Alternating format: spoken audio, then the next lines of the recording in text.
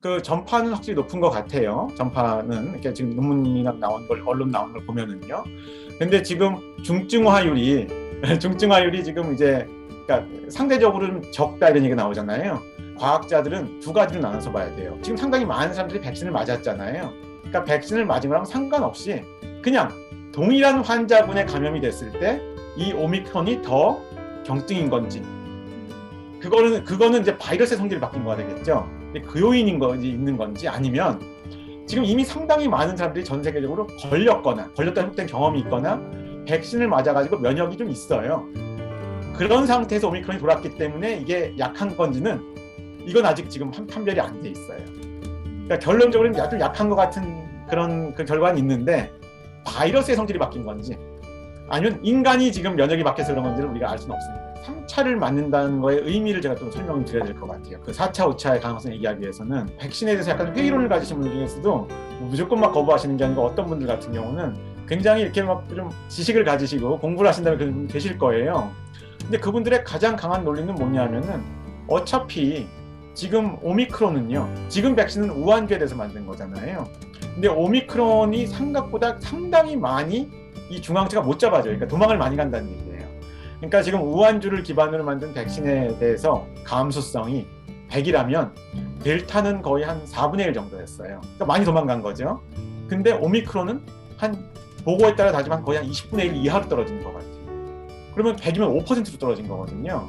근데 제가 보는 거는 저나 다른 사람들이 보는 거는 이게 제로냐 아니냐를 보는 겁니다. 그러면은 5%라도 효과가 있으면 내가 3차 부스터를 맞아가지고 중앙체가를 높이면 20배를 높이면 커버를 해주는 거지. 원래는 백신이라는 거는 딱 맞는 항체를 만들어서 그걸 해결을 하는 거예요.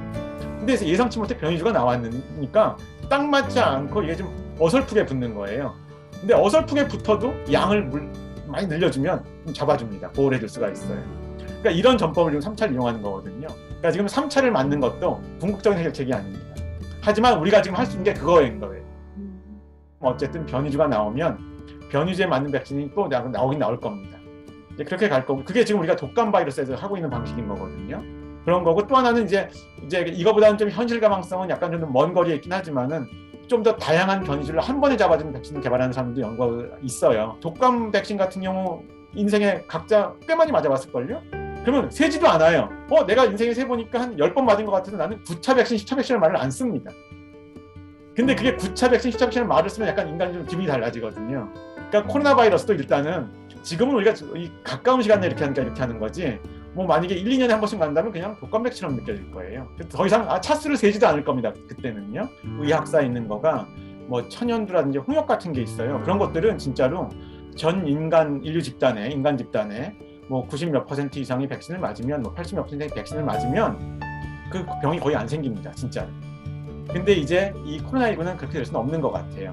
그 요인이 두 가지가 아까 변이 바이러스 때문에 그렇고요. 두 번째는 항체가 생각보다는 또 오래 못 가주는 것도 있는 것 같아요. 우리가 아주 좀 완벽한 의미의 깔끔한 집단 면역은 안 이루어지는 건 맞는 것 같고요. 근데 그렇게 되면 사람들이 백신 안 맞아도 된다고 또 생각할 수가 있어요. 무용지물 된다고 생각할 수가 있는데 그게 아니다. 백신을 맞은 집단에서 이 바이러스가 도는 거하고 백신을 안 맞은 집단에서 바이러스가 도는 거는 그 사회에 주는 임팩트 부담이 엄청 차이가 납니다. 전형적으로 교과서에서 얘기하는 협의의 집단 면역은 좀 불가능한데 광의의 집단 면역은 가능하다. 임상시험에서의 쓰였던 효과의 어떤 그 수치 그거하고 우리가 실생활, 우리가 리얼 월드 데이터라고 하는데 그거는 좀 다른 경우가 있습니다. 그렇기 때문에 지금으로서는 그 지금 수치가 이제 우리가 한국인 환자들에서 그걸 처방을 했을 때 얼마나 효과가 있을지 아직은 모르는 거예요. 아직은 모르지만 약간 기대가 되기로는 그런 어떤 임상시험 결과들을 좀 본다면 똑같이 사람들이 많이 생기더라도 중증의 그 퍼센트를 낮춰주니까 중증 환자 수를 줄여들 수 있게 하니까 우리 사회가 이 환자들을 매니지하는 데 훨씬 이렇게 좀 부담을 경감시켜주는 데 아주 큰 일조를 할 거라고 저는 생각을 합니다. 근데 이제 다만 전제는 아직은 우리나라에서 한 명도 그 약을 처방한 사람은 없는 거거든요. 근데 그런 경험이 쌓였을 때 이것이 임상시험의 어떤 그런 결과와 뭐 더 좋은지 나쁜지 비슷한지 이런 거에 따라서는 약간 결과는 달라질 수 있겠죠. 2022년 1년 동안 이 코로나19가 어떤 식으로 진행될 건가를 얘기하기 위해서는 우리가 더 먼 미래, 뭐 10년, 15년 후, 20년 후에 이 코로나19는 우리 인류한테 어떤 모습으로 옆에 있게 될까? 그것을 먼저 얘기해야지 앞으로의 1년 얘기를 할 수가 있습니다. 근데 많은 분들이 얘기하시는 것처럼 이제 코로나19 바이러스는 인류에서 없어질 수가 없을 겁니다. 잘못 이해하시면은 야 그러면 우리가 50년 100년 계속 이렇게 살아야 된다는 얘기인가? 그거는 아니죠. 이제 거기에 하나의 전제는 요즘에 얘기하는 토착화. 우리가 이거를 이제 뭐 엔데믹화 이렇게 얘기하기도 하는데요. 이 질병이 토착화가 된다는 걸 의미하는 거고요. 토착화라는 건 우리가 늘 함께 산다고 하는 거니까 좀 약간 지긋지긋하게 들릴 수도 있겠지만은 토착화가 된다는 거에 그 동전의 양면 같은 반대쪽에 있는 말이 경증화입니다. 그러니까 경증화라는 게 뭐 감기화 이렇게 얘기할 수도 있는 거겠죠. 그러니까 우리가 토착화는 좀 나쁜 말처럼 들리고 뭐 경증화, 감견 좋은 말처럼 들리지만 이거는 같이 이렇게 동전의 양면처럼 뗄래야 뗄 수 없는 구조라는 거죠. 그래서 우리가 먼 훗날 보면은 지금 코로나19는 이게 2019년 말 2020년 초에 인류한테 나타나서 결국은 우리 옆에 좀 경증의 감기 같은 질환으로 남아있는 것으로 먼 미래는 우리가 느끼게 된 질병이 될 거예요.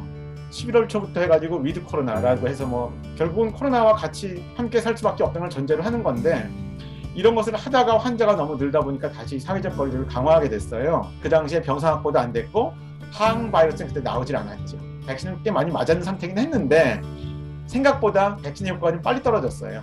2021년 11월에 그 약간 좀부터 한 달 반의 뼈아픈 그 경험을 그냥 뭐 실책이라고 누구를 비난하고 그래서 끝나는 게 아니고 그때 그 교훈을 우리가 또 다시 가져와야 됩니다. 결국은 저는 3대 축 뭐냐면은 백신, 그러니까 지금 백신을 부스터를 맞건 오미크론 같은 변이주에 대한 백신을 또 개발해서 맞건 그런 백신, 지금 이제 쓰이기 시작한 항바이러스제, 그리고 충분한 어떤 의료의 병상 확보 같은 것들이 되는 그 3대 요건을 가지고서는 우리가 현명하게 대처하는 해서 결국은 코로나19와의 어떻게 보면 전쟁이거든요. 전쟁에서 승리한다는 것은 완전히 없애는 승리가 아니고 경증으로 남기는 그 질환으로 남기는 그 첫 해에 굉장히 우리가 중요한 우리 스스로 어떤 테스트가 되는 그런 해가 2022년 한 해가 되지 않을까 생각을 합니다.